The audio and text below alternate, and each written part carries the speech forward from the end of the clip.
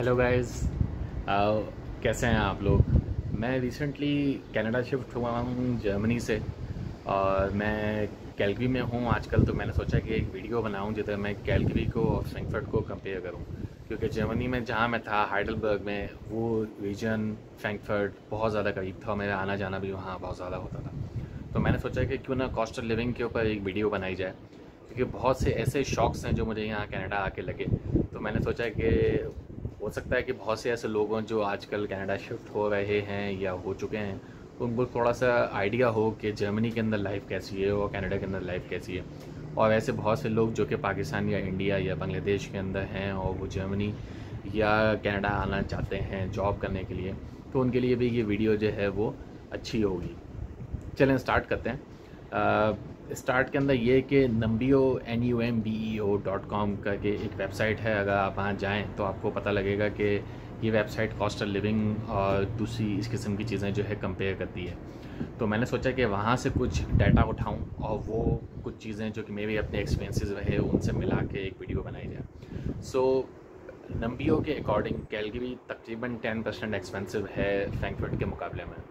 लेकिन मुझे यहाँ के कुछ चीज़ों के अंदर बहुत ज़्यादा शौक भी लगा। सिर्फ 10% एक्सपेंसिव होने की बात नहीं है, कुछ सेक्टर्स ऐसे हैं या कुछ चीज़ें ऐसी हैं जो आपको बिल्कुल हिला के रख देंगी अगर आप जर्मनी से यहाँ आ रहे हैं। तो मैं जर्मनी के अंदर तकरीबन 6 साल कुछ था, तो वहाँ की लाइफ या वहाँ की कॉस्ट ऑफ लिविंग के हवाले से थोड़ा बहुत आइडिया है मुझे। डिफरेंट सिटीज़ वगैरह म्यूनिक या बर्लिन वगैरह को भी मैं कंपेयर कर सकता हूँ, या मैं अगली वीडियो के अंदर कंपेयर करूँगा।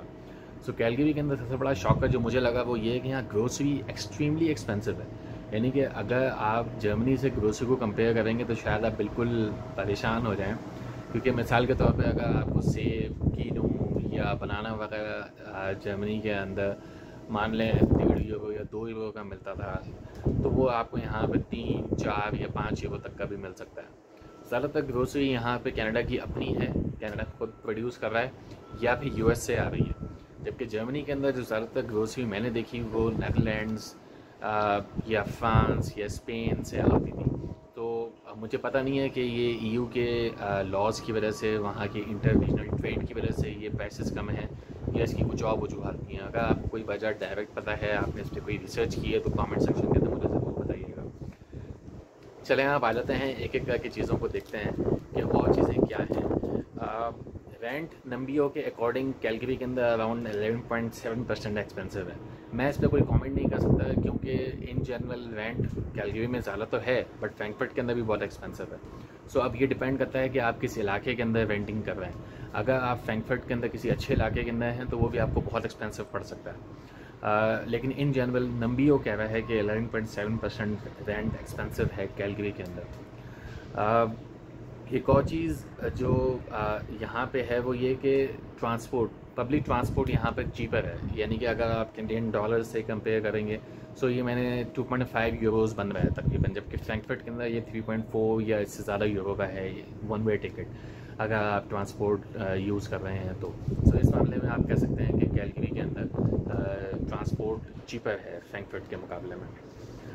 एक और चीज़ जो बहुत ज़्यादा पॉजिटिव है कैलगरी की, जो कि आपको फ्रैंकफर्ट में नहीं मिलेगी, या इन अदर वर्ड्स आप यूँ कह लें कि जर्मनी के किसी भी शहर में नहीं मिलेगी, वो ये है कि रेंटिंग करना इंतहाई मुश्किल है जर्मनी के अंदर। आप में से जो लोग जर्मनी से मुझे सुन रहे हैं या किसी साउथ एशियन मुल्क से जर्मनी गए हैं, तो आपको अंदाज़ा होगा कि वहाँ पे आपको किराए के ऊपर घर मिलता ही नहीं है। यानी कि इतना मुश्किल है घर कि आपको 3-3, 4-4 महीने, कई कुछ केसेस में 6-6 महीने भी इंतज़ार करना पड़ता है।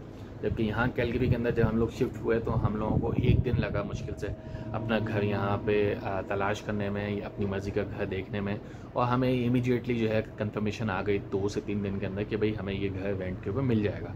जबकि जर्मनी के अंदर आप आराम से 2 महीने 3 महीने तक आप बिल्कुल परेशान होकर घूमते रहें, तमाम दोस्तों को बोल लें, तब भी मुश्किल है कि आपको जो है ना वो महीने 2 महीने के अंदर आपकी मर्ज़ी का घर मिले। तो इस मामले में आप कैलगरी को कह सकते हैं कि यहाँ पे रेंट करना आसान है, एटलीस्ट अवेलेबिलिटी ईजी है। मुझे लगता है कि शायद कैलगरी और फ्रैंकफर्ट दोनों के अंदर रेंटिंग जो है उसमें कोई बहुत ज़्यादा फ़र्क नहीं है, दोनों एक्सपेंसिव है। लेकिन हाँ ये ज़रूर है कि कैलगरी के अंदर एटलीस्ट आपको घर मिल जाएगा। एक और चीज़ यहाँ कनाडा के अंदर इन जनरल मैंने देखी है वो ये कि यहाँ पे गाड़ी ख़रीदना आसान है। अगर आप जर्मनी के अंदर गाड़ी ख़रीद रहे हैं और आप कनाडा के अंदर गाड़ी ख़रीद रहे हैं तो आपको 10 to 20% का ईज़िली कनाडा जो है वो चीपर मिलेगा। यहाँ पे गाड़ी की ज़रूरत बहुत ज़्यादा पड़ती है जर्मनी के मुकाबले में। यहाँ रोडें बहुत बड़ी बड़ी हैं, बहुत डिस्टेंस के ऊपर हैं सिटीज़।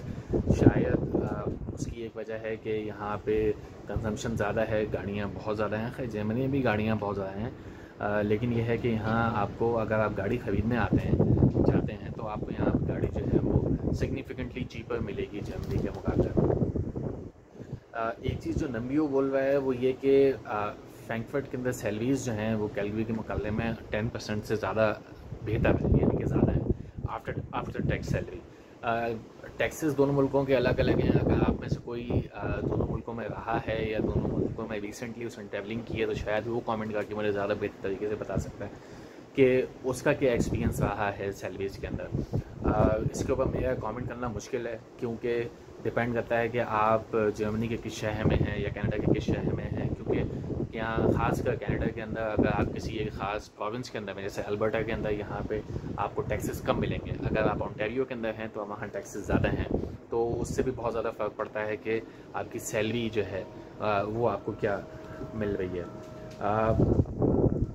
बाकी और चीज़ें भी जो मुझे यहाँ पे शॉकिंग लगी कैलगरी के अंदर वो ये कि यहाँ पर सिटीज़ जो हैं बहुत ज़्यादा हॉरिजॉन्टल हैं, बहुत ज़्यादा बड़ा सिटी है ये, आप यूँ कह लें एरिया वाइज। यहाँ पे बिल्डिंग्स आपको डाउनटाउन के अलावा बहुत कम मिलेंगी, जबकि फ्रैंकफर्ट के अंदर आपको बहुत सी जगहों पे हाई राइज बिल्डिंग्स मिलेंगी रेंटिंग के लिए। यहाँ पे आप मेरे पीछे देख सकते हैं जो घर आप देख रहे हैं, इस किस्म के घर आपको कैलगरी के अंदर ज़्यादातर जगहों पे मिलेंगे और आप देख सकते हैं कि काफ़ी हद तक फ्लैट है ये सिटी, जबकि फ्रैंकफर्ट के अंदर ऐसा नहीं है।